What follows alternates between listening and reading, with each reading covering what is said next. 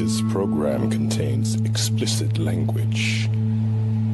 Listener discretion is advised.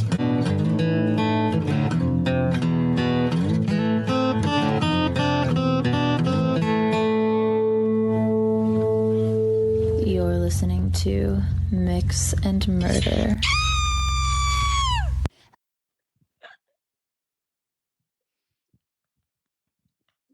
Matthew McConaughey. Gotta pump those numbers up. Pump those numbers up. Leonardo DiCaprio, if you're listening, you're welcome. Jordan Belfort, if you're listening, stop snorting cocaine off hookers' asses. It's unsanitary. And ooh, yep. Use a glass plate like a fucking human. A mirror. Yes. God. I mean, even like your fucking keys. Just not someone's asshole, okay? So obviously, if you're here, you already know who we are. I'm Tara. And I'm Katie. And this is the Mix and Murder Patreon bonus episode you've been waiting for. As Katie mentioned on our Sherry Shriner episode, In Between Our Tangents, we have a little bit further to dive on. Steve Mineo. He was a quote unquote victim of the cult, Sherry Shriner's alien reptile cult. UFO, internet, whatever it was. I don't know. So it's a little hard for me to agree that he's a victim of Sherry, unlike that, you know, the one girl, because Steve had a type. He did. Yes, he did. You're right. I mean, I can see where you're coming from there. So, maybe more of the Barbara Rogers. Yeah, I feel like was persuaded like the right person to do it.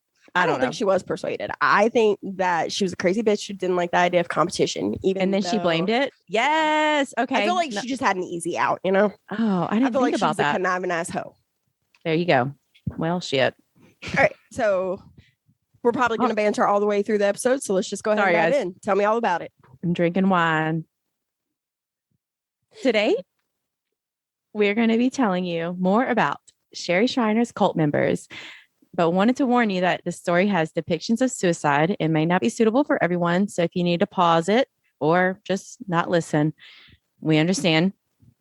Absolutely, guys. We go off the rails, but we definitely understand there's some things that aren't for everyone, that a victim is truly a victim, that a crazy bitch is truly a crazy bitch. If this story's not for you, we're going to have more bonus content, more free content. Feel free to skip an episode. Yep, plenty more. So Steve Mineo had been a follower of Sherry Shriner for 13 years. Beginning in 2004, he spent most of his time online. And I mean, he basically never left her websites, her message boards, Facebook and YouTube. Why are you laughing at me? Because you said online. Katie has had, she's not drinking a glass of wine. She's just got a bottle in hand. And she chugged her Southern accent today, ladies and gentlemen. I needed some lube. Whoa, there's an explicit warning for a reason. My.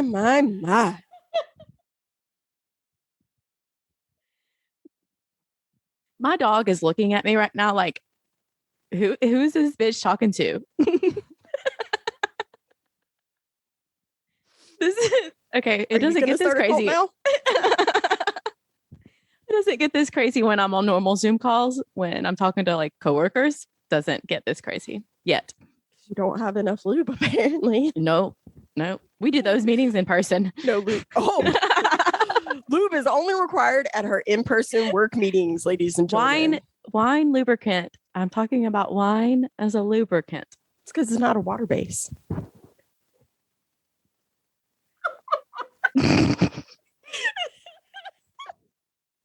Did you see my face think that through? I did see your face. Everyone says that my face tells everything. I can't control my face. Is a dead giveaway. Yep. Oh, shit. I could have a full conversation with someone with just my face. Yeah. And the sweeter my voice gets, the madder I am. Mm-hmm. Okay. Where? All right. Sorry, guys. Way off tangent Steve. there. Who was Steve? Why are we talking about two Steve? sentences. I've said two sentences. All right. Well, same again. There is not a lot about Steve. I looked hours. So I did find that He was kind of abandoned as a child, didn't really have a motherless or a mother figure. He had a motherless childhood. So he was one of the first people to join Sherry Schreiner's Facebook group, and he was labeled a truther. For those 13 years, he was a very devout follower. What the fuck is a truther? I guess someone that really believes this shit, like is the As opposed to cuckoo. yeah. Got it. Got it. He was a truther. So Sherry Schreiner took an interest in him. He needed a mom, and she acted like a mom, basically. They never met in person. No one ever met Sherry Schreiner. The whole operation was based online. In 2011, Steve Mineo found Barbara Rogers online in one of Sherry's chat rooms, and they began an odd relationship. So, do you have any background on Barbara? Not much. No, nothing that I could find. She had like an ex-wife, or I mean, ex-husband, an ex-husband who did come out and pretty much agree that she was a little crazy. Wasn't she in the military? Yes, she's a veteran. Yep, you're right. Yep, she's a veteran. And she was a lot older than Steve, right? Like 10 Very years. much so. She was like 15 years. I need to look that up. I'll look Google. it up. You keep talking. Okay. She was definitely a cougar. So she just scratched at the screen like a cougar. You got to make the row. That was weak. Fuck you, Okay. Simba. Simba goes, ba-doop, ba-doop, ba-doop. It's weird. Don't talk about my cats. I meant the actual Simba because in The Lion King, he's doing the rawr and he can't get it. Oh, Jesus Christ. See what I have to work with. God damn. Okay, my Simba makes a very sad, but I don't know what it is. Sounds like a cricket sometimes. Okay. Steve Mineo found Barbara Rogers online in one of Sherry's chat rooms, and they began that relationship. They spent most of their time living together in Pennsylvania and traveled for their Oregon missions. You remember the Oregon we talked about? The Oregon were those weird resin pucks with copper and quartz. Yeah, those. They spent most of their time. Oh, I'm sorry. In 2017, Sherry began attacking Barbara online after she posted a picture of steak tartare. Sherry believed that red meat was a sign that a person was actually reptilian. Sherry said in one interview, there's only certain types of people who crave raw meat because they crave the blood, those with the vampire demon in them. So seriously, I cannot figure out what it is. Is it aliens, reptiles, vampires, or demons? Maybe now we got vampires. Twilight. I feel like it was like a Twilight, Harry Potter, Lord of the Rings little mix. Hey, don't all ever in one. disrespect Harry Potter, Sherry. I will come for you. I will too. I'll back you right up. Don't worry. I got your 6. So I don't even know where the vampire comes in because I haven't heard that, but just now. This started a back and forth battle online. And once Sherry Schreiner decided that someone was out, they were out. That's Cult 101, guys. Yeah. And they were 10 years. I was right. 10? Okay. Mm-hmm. You win. Always. Just ask my husband. There's one lesson he learns every day. And that is that I am always right. In fact, even like, I'll be like, hey, Thomas, what do we say? And Jordan will be like, Mom is always right. Even when she's not right, she's right. You just don't know it yet. And I'm like, that's my kid. Because you'll end up being right some way or the other. Mm-hmm. All right. So Google needs meat. 10 years. That's about my age different. My age limit is 10 years. No, it's 8. Actually, it's 8. I just realized how old I am. Okay. When I don't really have an age limit because I'm married, so I'm not dating. Yes. When old Steve wouldn't leave Barbara, she turned on him. All of the members turned on him. Steve Mineo posted 5 videos online trying to expose Sherry as a fraud. on the night of July 14th, 2017, Steve got in an argument, stop laughing, on Facebook with some current cult.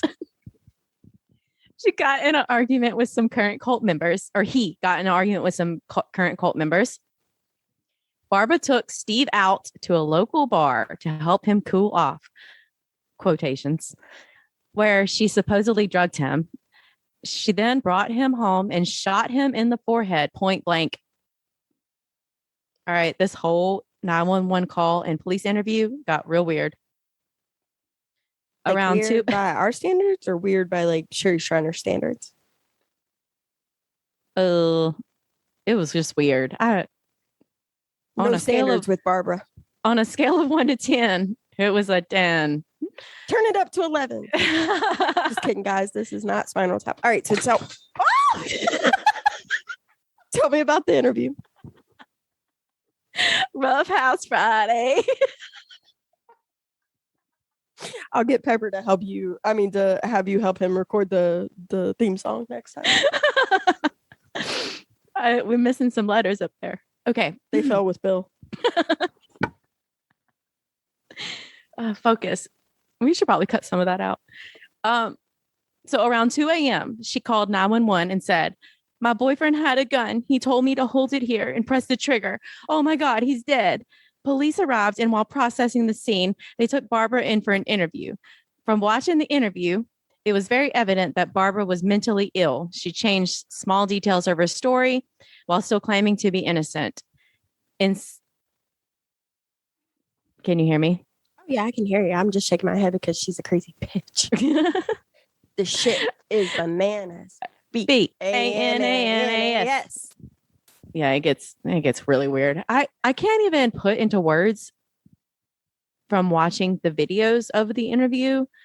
Like, how did she think that was going to go, though? I mean, if you can go to jail for texting your boyfriend, hey, you should kill yourself. You can go to jail if you say your wife is like terminally ill and dying of like cancer or something. And she's like, I don't want to go through chemo. I don't want to go through this pain. Give me the morphine. And you give her the medication to kill herself. That's still assisted suicide. At best, this was assisted suicide. At probably way more honest, this was straight up stone cold murder because she didn't like, Barbara didn't like Sherry having any of this guy's attention because it seemed pretty clear from like day one that this was a pull of who can get Steve's affections, even though with Sherry they weren't sexual. Like I'm just saying. No, I agree, definitely. From watching the interview, it was very evident that she was mentally ill. She changed small details of her story while still claiming that she was innocent. In some, she claimed she didn't know the gun was loaded and caused the shooting an accident. In others, it was Steve who pulled the trigger. She was just holding the gun. Eventually, she admitted to killing him, but maintains that it was Steve that told her to do so. She pled not guilty and turned down a deal of third-degree murder for a much lesser sentence. There is one question. There's one question that I kept finding myself asking here. Why would Steve have wanted her to shoot him? Or why would she have wanted to shoot him? And you've kind of covered that. I agree with that it was jealousy because she thought Sherry was a mother figure or too close to him. Only woman in his life. I actually have an ex that like had an Oedipus complex. Like his mom acted like his wife and treated me like I was his mistress. And like even at his older age had to like ask permission to take his own kid somewhere or to go stay the night somewhere or to like it was. I think everyone has one of those. But Thomas is a mama's boy, but he's like the healthiest mama's boy ever. And I love his mom so much. Like I'm blessed with the world's best mother-in-law. But I am not kidding when I say that my ex very much was like treated his mom like his wife. I'm pretty sure at some point he did sit down to pee. I can't. He sat down to pee. No. 24/7. Not when he was drunk. All the time. No. Yep. Okay. I couldn't find anything that really chat. I'm saying some women I mean, it doesn't make like he's not the only crazy one. Mom too. But like she clearly, whether even if it wasn't like sexual attention, even if it wasn't like an affair, she was like, I'm the only person with a vagina allowed to be in your life. I'm so glad that woman did not fucking procreate. Oh. Can you imagine? Besides one, right? Does she have a kid? Oh, no. No. Procreate. Oh, wait, no. Children. Oh, Barbara Rogers? No. Yeah. I don't think that's so. what I'm saying. I'm so glad she didn't procreate. No, definitely not. Can you imagine how she would have treated her daughter? Probably close to how my mother treated me. She had an ex-husband. I do know of that. Yes, but she didn't have a kid. But that is it. So what did she get sentenced with since she turned down that deal? Oh, we'll get there. We have a little bit more. My bad. Oh, I know that when Sherry made okay, sorry. This is the only thing I could find that fully answers any of those questions. Sherry made these accusations that Barbara was a vampire demon. He became irate, saying that she was disrespecting his wife. They weren't really married. It was like a, what's it called when you live with someone? They weren't together long enough for it to be common law. I think they were. 7 to 9 years. It was 7. It was 7 years. Wait, hold on. 2010, 2012. Yeah. 2011 to 2017. So I don't know what Pennsylvania law is. So we'll just go with that. So they refer to each other as husband and wife, kind of like them folks on Facebook too. Yeah. They live together. Yeah. A friend of mine actually asked my husband that. He was like, I know folks be changing their name on Facebook all the time and saying they're married. Did you guys actually get married? He's like, yeah. Got the license and everything right there. He's like, I don't fucking know with people today. Because he's like an older gentleman. It was funny. It was really funny, actually. Barbara said that Steve chose her over the cult, but was so destroyed by the exile that he lost the will to live. I actually read one article that said she said that he had found out that Sherry was a reptile in disguise, and that's why he couldn't stand to live on this earth anymore. Like she said that too. Yep, she said that too. Barbara make up your mind. Made up a lot of things. Make up your mind instead of all these stories. The trial began March 26, 2019. The defense argued it was accidental, but Barbara didn't know the gun was loaded. Whatever. The prosecution argued that she could have prevented his death, and the jury began deliberating only 3 days after the trial. That's a short trial. A short-ass trial. After several hours, Barbara was found guilty of third-degree murder. In Pennsylvania, a third-degree murder conviction does not require intent to kill, but still requires proof of malice. While I was looking for information on the trial, I kept coming across third-degree murder conviction, but couldn't understand how it wasn't first degree. She put the gun to his head while he was on his knees and shot him. I think doesn't matter if he told her to. Requires premeditation. She took him to a bar, got him drunk, drugged him, brought him home, put him on his knees, and shot him.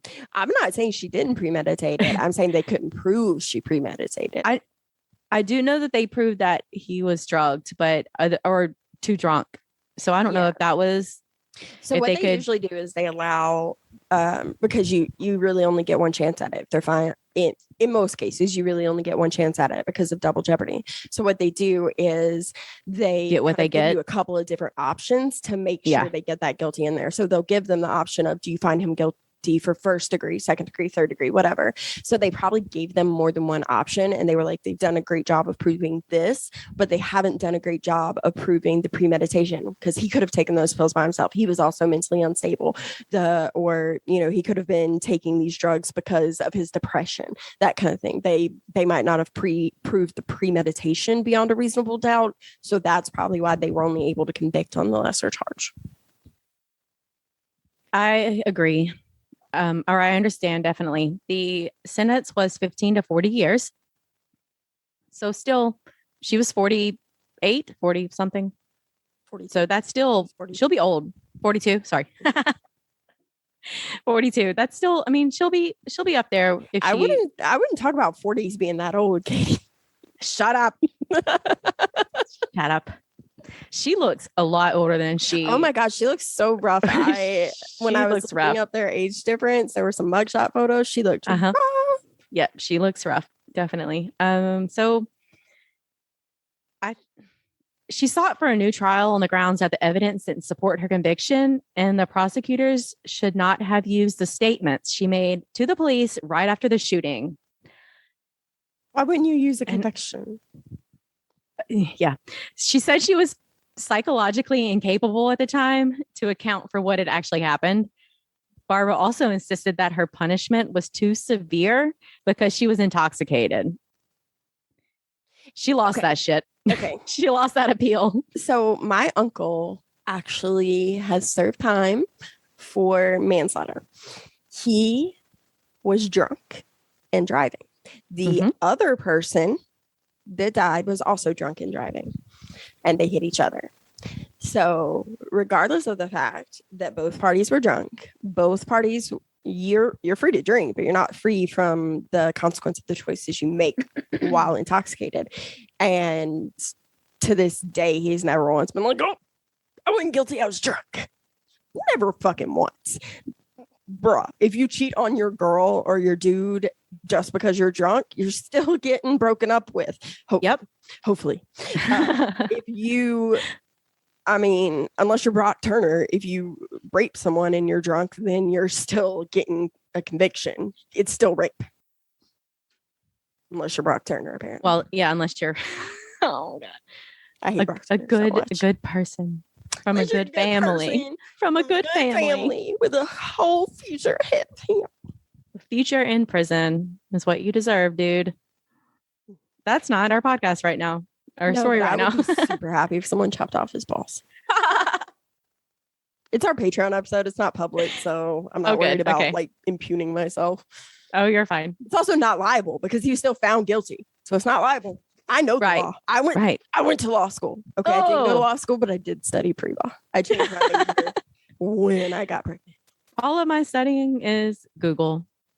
I got a new Richard Ramirez book at the bookstore yesterday because they had these books, this like whole section of books that was buy one, get one 50% off. And I was like, oh, we shouldn't do Richard Ramirez. He's been covered so much, but this book is like a big deep dive that hasn't been done before. So, hey guys, guess what? We're doing Richard Ramirez.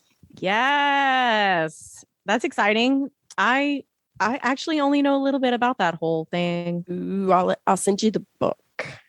Yeah, Thomas will actually be in town. Is it on Audible? No sponsor. No sponsor. We actually do have Audible as a sponsor. Oh, we do? Forgot to record an ad. Well, I've been using them for like 5 years, so good job. I listen because I drive all day long. I will own the book though. It's probably on my shelf if I've listened to it. I listen to podcasts all day long or music, and that I really like. I'm such a weirdo. I have to have like the feel of a book in my hands. I do too. I love it. I have some on the Kindle app, but I don't really like Audible that much. I don't like to read it on a screen. I'd rather read it on a page or hear someone tell it to me. You can only find the books on Audible. Like my favorite series from Australia, I can only get on Kindle.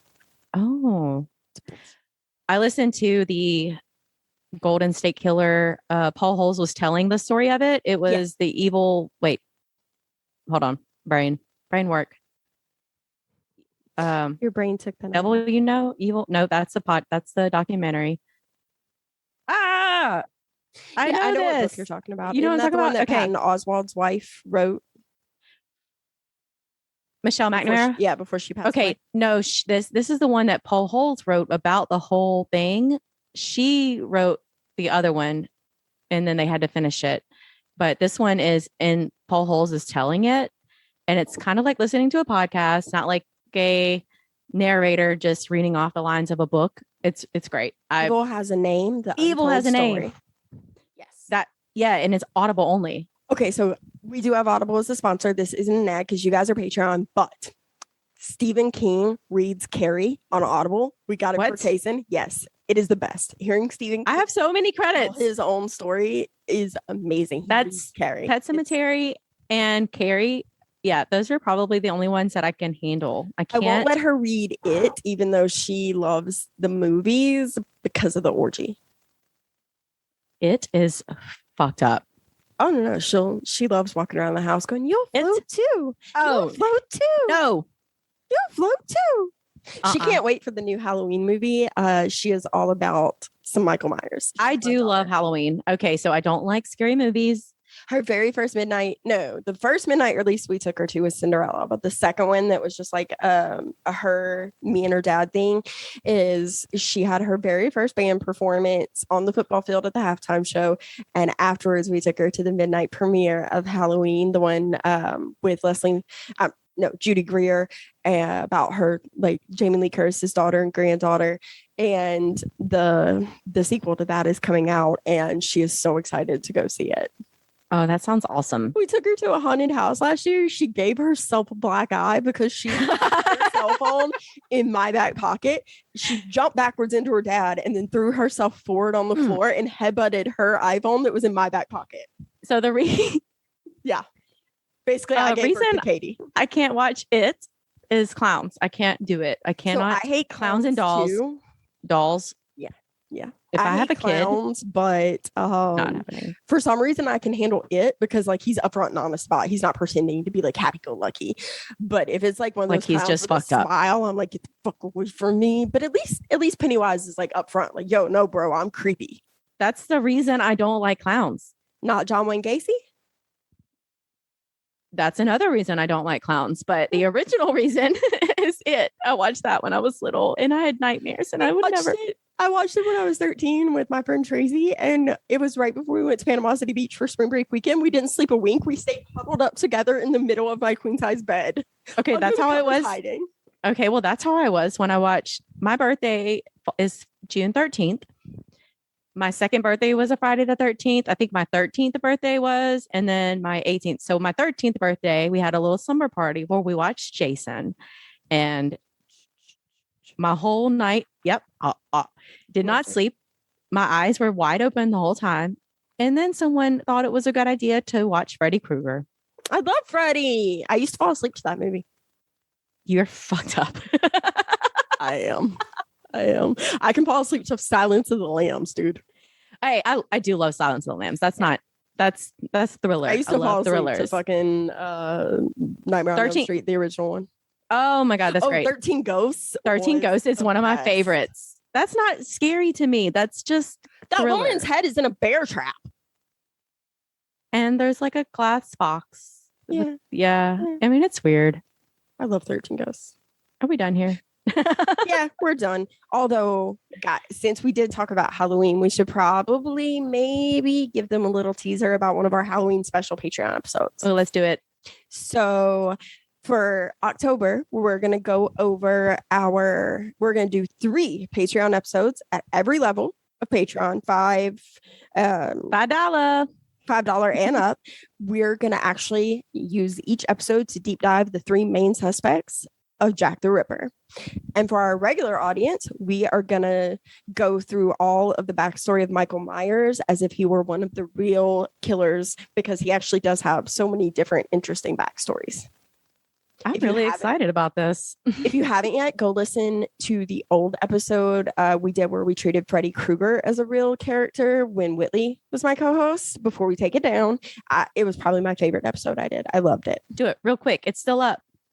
And those margaritas were fucking delicious. All right, guys, if you want a second bonus episode, make sure you are part of our Las Vegas or Bloody Mary tier. If you're the Bloody Mary tier, you will also get a mini episode each month along with 2 bonus episodes and all of Katie's mix up videos where she pours herself a drink. A couple.